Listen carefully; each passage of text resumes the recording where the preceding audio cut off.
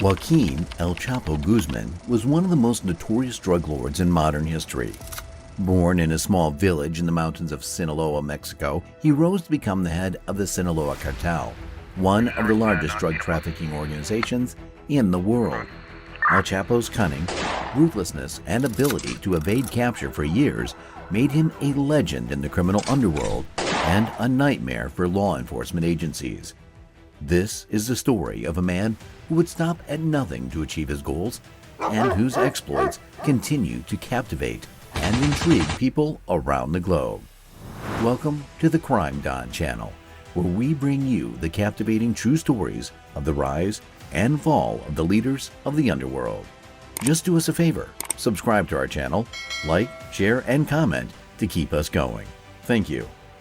Joaquin Archibaldo Guzman Loera, also known as El Chapo, was born on April 4, 1957, in the rural community of La Tuna in the Badiraguato municipality of the Sinaloa state in Mexico. He was the oldest of 7 children, born to Emilio Guzman Bustillos and Consuelo Loera Perez. El Chapo grew up in a poor family and had to drop out of school in the 3rd grade to help his father, who was a cattle rancher with his farm.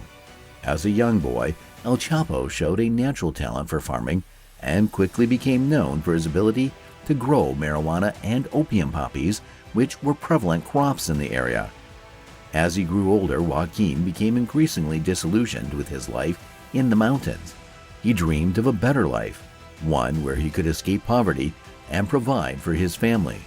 But opportunities were scarce, and Joaquin soon found himself turning to a life of crime.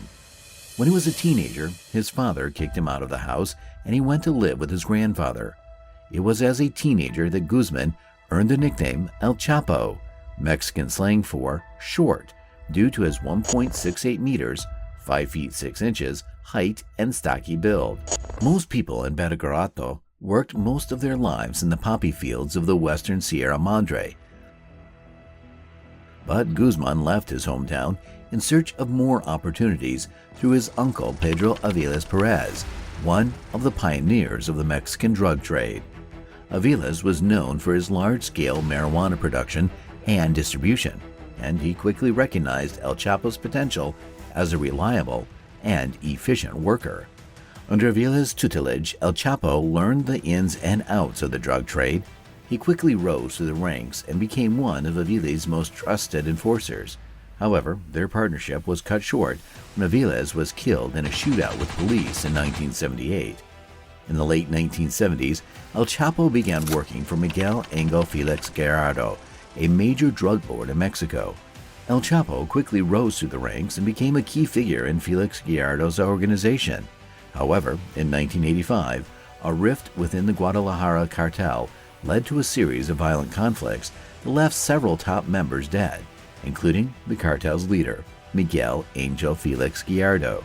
With the leadership vacuum, El Chapo saw an opportunity to strike out on his own and create a new drug trafficking organization. El Chapo gathered a group of trusted lieutenants and formed the Sinaloa Cartel. The name was a nod to his home state, which was known for its production of marijuana and opium. The cartel's mission was simple: to control every aspect of the drug trade, from production to distribution. The Sinaloa Cartel, founded by El Chapo, formed an alliance with the Tijuana Cartel, led by the Arellano Felix brothers, but the alliance was short-lived, and in 1993, the Tijuana Cartel attempted to assassinate El Chapo. He survived the attack and declared war on the Tijuana Cartel. This led to a violent conflict between the two cartels, which resulted in the deaths of many people. One of the most tragic incidents in the Tijuana Cartel conflict occurred on May 24, 1993, when the Archbishop of Guadalajara, Juan Jesus Posada Ocampo, was killed in a hail of bullets at the Guadalajara International Airport. Archbishop Posada Ocampo had been mistaken for El Chapo, who was believed to be arriving on the same flight. On June 9, 1993, El Chapo was arrested in Guatemala, where he had fled following the violent turf war between the Guadalajara cartel and the rival Tijuana cartel. El Chapo had been out on the run since the shootout. they killed the Guadalajara cartel's top leader, Rafael Caro Quintero, and several other high-ranking members. He was extradited to Mexico, where he was sentenced to 20 years in prison for drug trafficking. However, he managed to bribe his way out of prison and escape in 2001 by making his way out of the prison in a laundry cart with the help of a prison guard. From there, he fled to the mountains, where he continued to run his drug empire. His escape was a major embarrassment for the Mexican government, and it was rumored that he had received help from corrupt officials. After his escape, El Chapo became even more powerful and expanded his drug empire. He quickly set about consolidating his power and expanding his influence.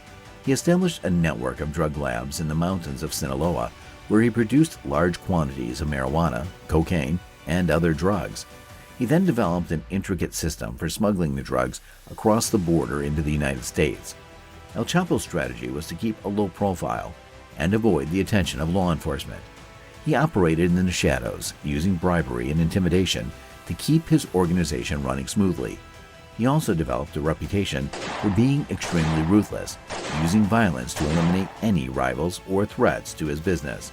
Despite the risks, El Chapo's business flourished. He became one of the richest and most powerful men in Mexico, with an estimated net worth of over $1 billion. He controlled a vast criminal empire that stretched across Mexico and into the United States. El Chapo's primary business was the smuggling of cocaine from Colombia to the United States. He oversaw a vast network of drug runners, suppliers, and distributors, ensuring that the drugs made it from one end of the supply chain to the other. At its height, the Sinaloa cartel was responsible for as much as 25% of all drugs smuggled into the United States. But El Chapo's criminal activities weren't limited to drug smuggling. He was also involved in money laundering, using his vast wealth to purchase businesses and properties around the world. He would move money through various accounts, making it difficult for law enforcement to track and seize his assets. El Chapo was also known for his extreme violence. He ordered the murders of countless individuals, including rivals, informants, and even members of his own organization who he suspected of disloyalty. He was not afraid to use brutal tactics to maintain his power and silence his enemies. El Chapo, one of the most notorious drug lords in modern history, was known for his cunning and resourcefulness. This was never more evident than in his series of daring escapes from prison. El Chapo's second escape came in 2015, when he was being held in a high-security prison in Mexico. This time, he used an elaborate tunnel system to make his way out of the prison.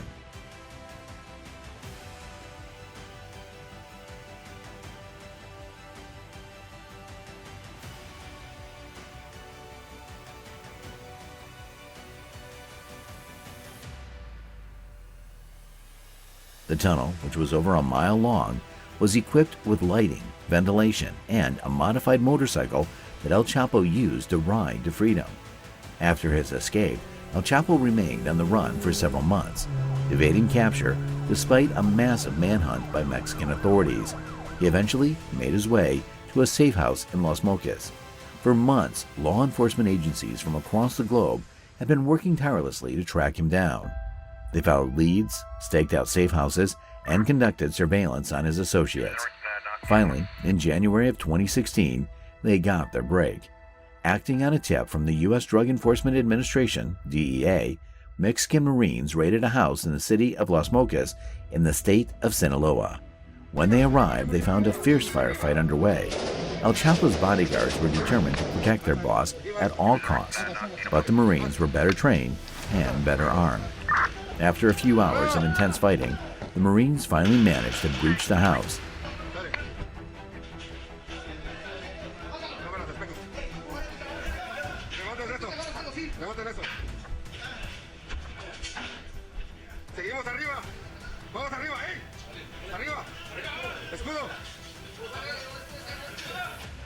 They found El Chapo hiding in a closet, along with one of his top lieutenants.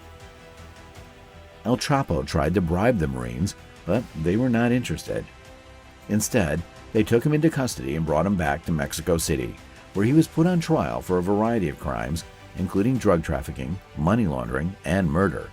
Despite his attempts to bribe judges and intimidate witnesses, El Chapo was found guilty on all counts and was later extradited to the United States, where he was sentenced to life in prison plus 30 years after trials for several months.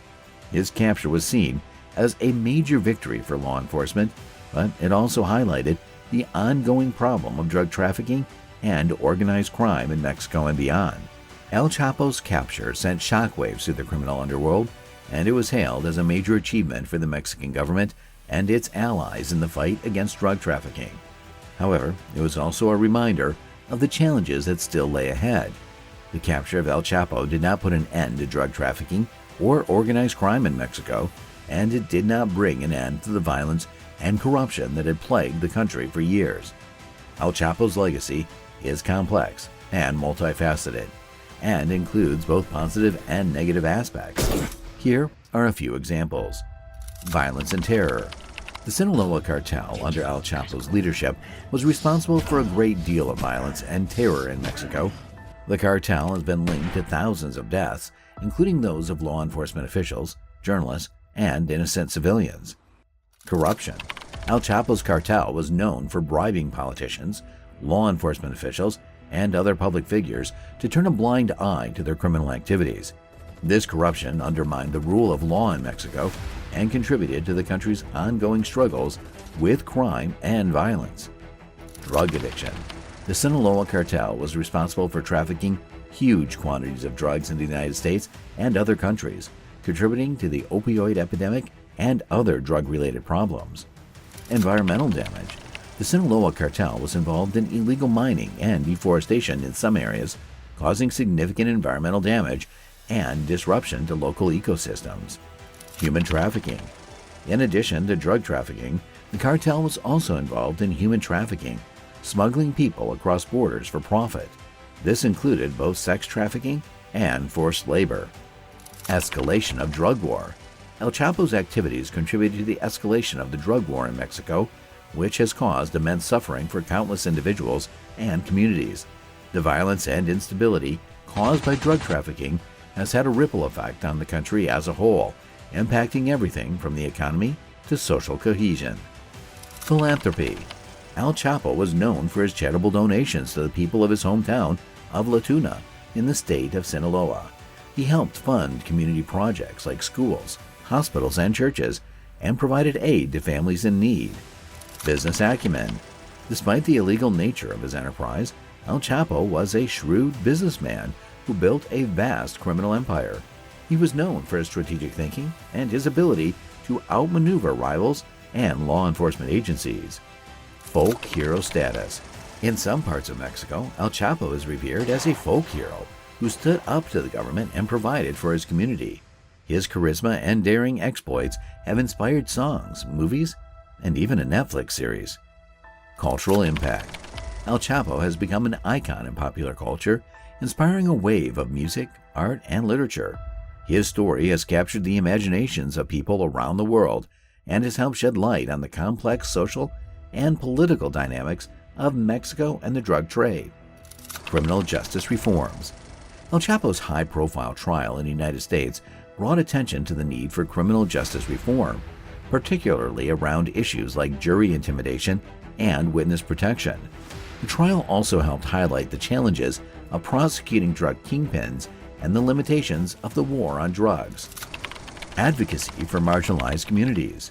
Some supporters of El Chapo argue that he was a champion for marginalized communities in Mexico, standing up to corrupt officials and fighting for the rights of ordinary people.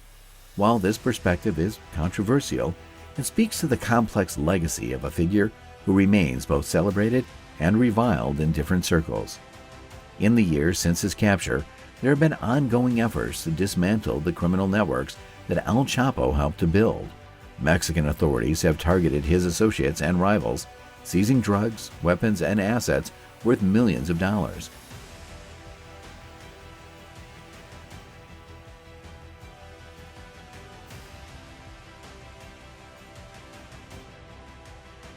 At the same time, there have been calls for a more comprehensive approach to tackling drug trafficking and organized crime in Mexico.